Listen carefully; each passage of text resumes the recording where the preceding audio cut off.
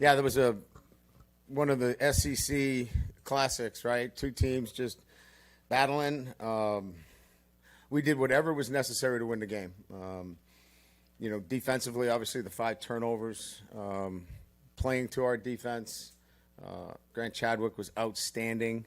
I'm sorry that that doesn't sound appealing to you folks, but I really don't care. We're trying to win football games. We flipped field position, and I think he had 4 inside the 20. 4 inside the 20. He was our weapon on offense today, and that's how we needed to win the game. We came up with a big play with the run at the end of the game to salt it away. And just really, really pleased with our guys and the way they handle things. You lose arguably your best defensive player in the first series.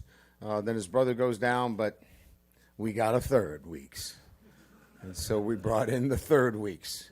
Not sure he knew exactly what was going on, but he's game, which is great. And that's what I love about this group. They just kept battling. Where a lot of teams would have been deflated in the way that went against us early on, they kept playing, believed that they were going to win.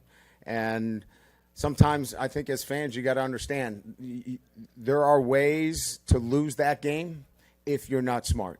And I thought we were very smart in the way we managed the game, and managing it was for the outcome that we got, and that is winning a football game in the SEC. This is a journey. This is a long time. Do we want to clean up things? Absolutely. But, again, holding somebody to 10 points that has talented players on the offensive side of the ball, and then finding a way to win the game, really proud of our group. So with that, questions? Brian in the back, I know you love these immediate post-game sessions, but what are you seeing with your offense? Stop. Really? Is that the first question? We won the game 20-10. Try another question. What do you want me to tell you? I just laid it out for you. We played the game to win the game. We played the game to win the game. All right. How about third down then? What is going on with third down? It's one game. Last game, we were great on third down. You're looking at this from the wrong perspective. LSU won the football game. Won the game. I don't know what you want from me. What do you want? You want us to win 70-0 against Florida to keep you happy? No, I think people want to know why you can't run the ball, quite honestly. We can run the ball. Did you see the last play of the game? That's all you need. You just need one. There's a ridiculous questions. And I'm getting tired of it. That football team just worked their tail off to get an SEC win, and you want to know what's wrong. You know what? You're spoiled. You're spoiled. This team is 17-1 at night. 17-1. Give them some respect. How about that? Give them some respect instead of micro-analyzing every little thing. This is ridiculous. For a group of seasoned reporters, that kind of question is so out of line. Coach Deshaun Spears, 2 interceptions tonight. It seems like he's worked into a role on an That's important a role great on, question. Thank you. It seems like he's worked into a role on third downs in particular. And you know why? Because he's been grinding. He's been grinding. Every single day he comes in and he's looking for an opportunity to get on the field. You're my favorite reporter now. Thank you. Next question. Who's got it?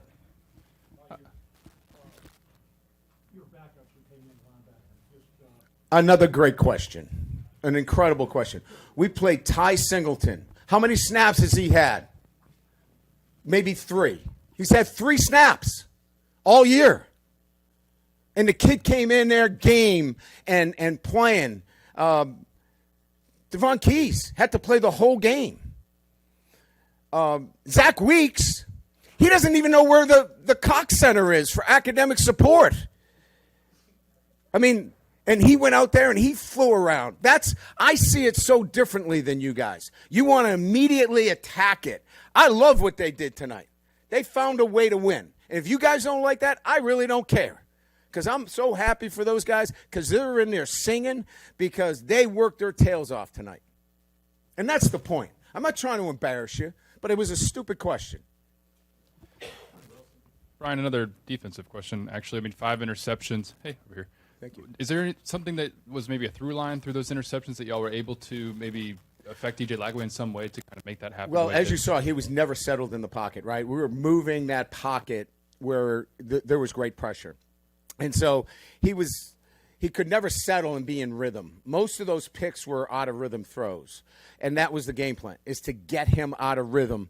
We brought a lot of pressures. They were 5-man pressures, so we were in good coverage situations where we had some zone defenders through some of our simulated pressures that allowed us to be in a really good position. So we weren't caught in many situations where we were strictly in a one-on-one situation. We could have somebody that was overlapping from top down.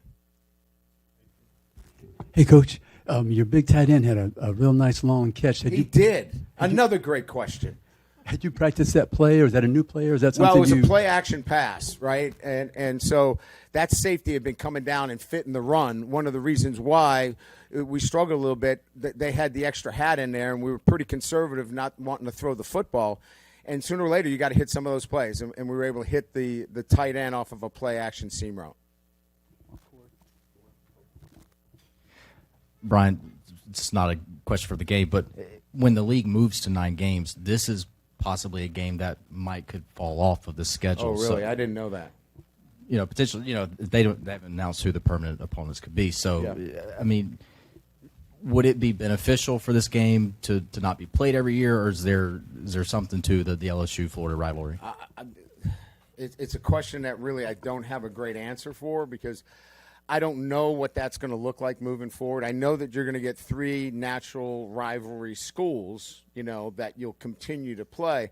And then within I believe, a 4-year window, you'll play everybody. So you're right. I mean, there's a chance that this won't be a game that we play every year. But you saw it. I mean, there's great emotion out there. The fans are into it. We got wristbands. We got lights. Somebody said the Tiger was great at dancing in the end zone to keep everybody happy, because nobody likes the offense. You guys are killing me. Yes, next question. Yes, Brian, right here. Just the update maybe on West Weeks. Just what is it? And then Braylon Moore to go out there and give you everything he had tonight. Just no what do you doubt. say about Another him? great question. Braylon was so gritty to go in there and play. I mean, he had high ankle sprain. And he was like, Coach, I'm going to find a way to play. And he told us that earlier in the week, and we were just really safe with him and careful with him, and did a great job. It's a calf injury with Wes. We don't think it's a serious injury. It's not a knee. It's not an ACL. It's not an MCL.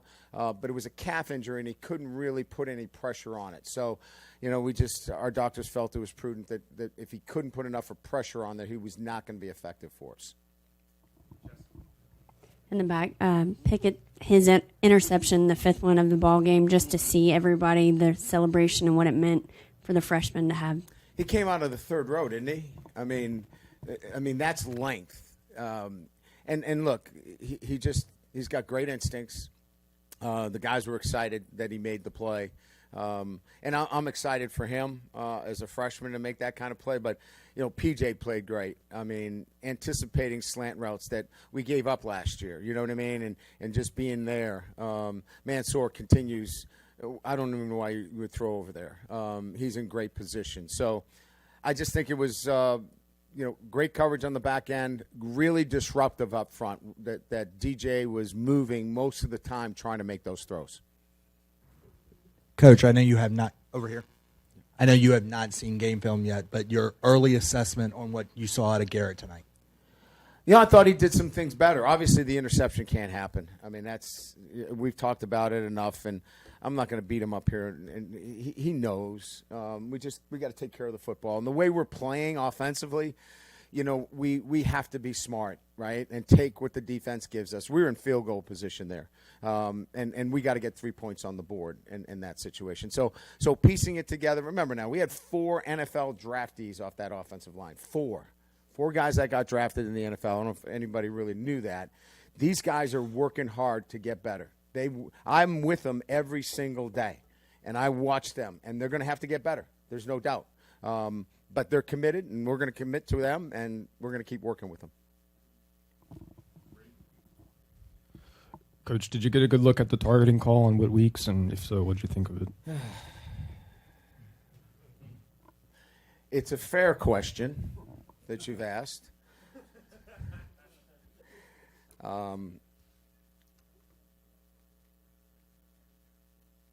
I come at it from a different perspective. I think when you become a runner and you duck your head, that targeting is not what we're looking for. It doesn't this is not my call, but I think from a national standpoint, that's the one area that I've always had a problem. When you become a runner and you drop your head, then the crown is susceptible to hitting somebody as a runner. If he's a receiver, if he's defenseless, if any of those other things come up in targeting, I get it. I just have a hard time with this one. I guess they watched it, and he must have hit with the top of his head, the crown. And if you hit with the crown, then it meets targeting. So I understand that. I'm not here. I just philosophically have a hard time when a guy becomes a runner and he ducks his head. That's a difficult burden to put on a tackler. Coach, before I ask it, is a question on Aaron Anderson fair? Is that a fair question for me to ask? Listen, I'm not gonna start grading before the question comes out. Bring it out, and then we'll grade. In his time here at LSU, he's grown so much, and he was huge for you guys tonight on third down. Can you talk about what you've seen from him over the last couple of years as he's developed in your program? Maturity, accountability, responsibility, number of different things. He had a weight training at 7 a.m. He was told he had tutoring at about 6:45. Came in early, got his weight training in, and went to tutoring. That would have never happened before. I just love the growth of the young man, the maturity, what he's doing off the field. And so I just have a different perspective than you guys. I love what they're doing. They're working their tails off. We're not perfect. But we're going to make progress every single day. And we're going to play to a great defense that we have right now, and we're going to keep working to get better on offense so Cobble can ask some questions next week. Congratulations on the win, Coach. Jacques, very good this time. Go ahead, ask your question now. You scored one offensive touchdown. Yes. Nothing wrong with that. Thank you. And you win the game. Have you ever won a game here with only scoring 9 points? Earthquake game was 7-6. That was a long time ago. Well, what's that? 5-0 game. Okay. So we've been down this road before. We scored 20. That's right. So how much has your defense improved in a year to put them out there and to play the way they are? And you lean on them to win games now. We're leaning on them to win, right? I mean, guys, you guys were here when we had a prolific offense. That doesn't work. You can't outscore people and be a championship team. You can build your offense around the defense if it's that good. And that's what we're going to do. We're going to get better on offense, be more efficient. But at the end of the day, we're not going to put our defense in a bad situation. And that's what we have to get better at. If there's some takeaways from here, it's really about ball control, flipping the field, doing a better job of being more efficient in third down situations when we can run it in third and short. And maybe we got to get in the eye like we did at the end there with a fullback back there and pound the football. If that's what we have to do, that's what we're going to do. Good question. Thank you.